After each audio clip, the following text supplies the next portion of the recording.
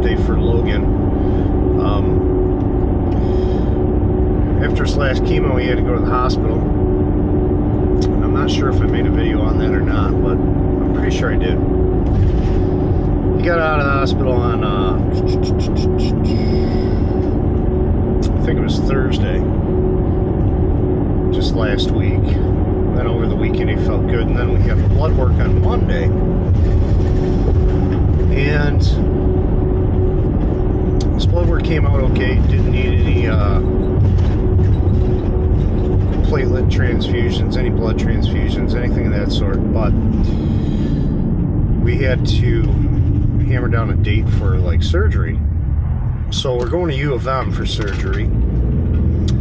And so we're trying to coordinate with the doctor, between the oncologist and the surgeon, right? For some reason, my oncologist doesn't want to talk to my U of M surgeon. For some reason, it's really strange, or very little communication at all. So I was in there on Monday, I'm like, okay, well, you know, we got to hammer out some, you know, dates for chemotherapy. And I'm like, I told her, I go, while I'm here, let's call the surgeon, and while we're in the same room, and so we're all on the same page, and we'll get this done right now so we can figure out the dates and so on, so we get it done right now. Well, I told her I'm going to call right now, and she's like, she told me, she's like, well, you call them, and I got another patient to go take care of. Or, I don't know. And I'm like, really? I'm going to call him right now, but you're going to leave the room, and you're going to have me relay the message. I don't understand. So my oncologist is really starting to bother me, because there's lack of communication. And, you know, come to find out, she's a newer doctor, and apparently, you know, she knows everything. Don't want to listen to anyone else about anything else. Anything. Nothing. So that's kind of peeving me. But we did call him that morning. Didn't get through to him, left him a message. But believe it or not, the surgeon called back at like, it was basically all day. We didn't know if he was going to call back or not. Wasn't sure, you know. I mean, he's a doctor. He's busy, you know, just like anyone else.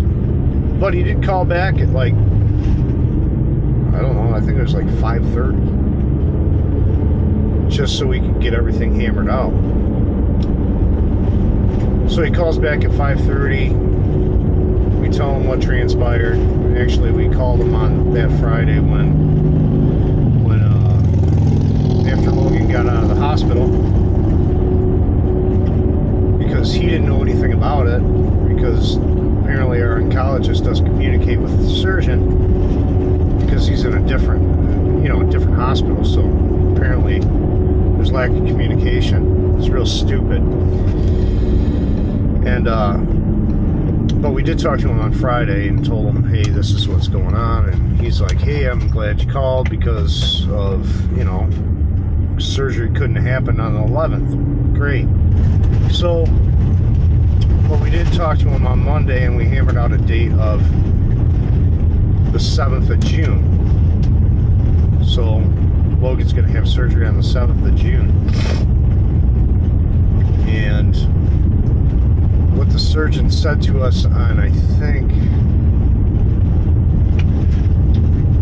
why he wanted to postpone it was, you know, to make sure he's healthy, for one thing, and to make sure all his blood counts are up, and also to try to shrink the tumor more. So he told me so we can try to shrink the tumor more, so we can have better success on removing it, so he wouldn't have to remove as much muscle. Not sure. I'm not a surgeon, so I don't know. So, and that's where the oncologist started having a problem, because it didn't follow her guidelines. But the surgeon's like, we do this stuff all the time. You know, he's got experience in this. This is what he specializes in. So we're kind of going on his recommendations, and she's not liking it. So yeah, she's getting on my nerves. You know, it's basically I'm telling her what to do and she ain't liking it. So that's kind of where we're at right now with the whole thing. But Logan's feeling better. He's out with his brothers fishing and out with his buddies, you know, playing, doing whatever a normal 13-year-old does, trying to be normal with a bald head. And he's doing a pretty good job of it. So he's handling it pretty good. But he's, you know, he's still got cancer.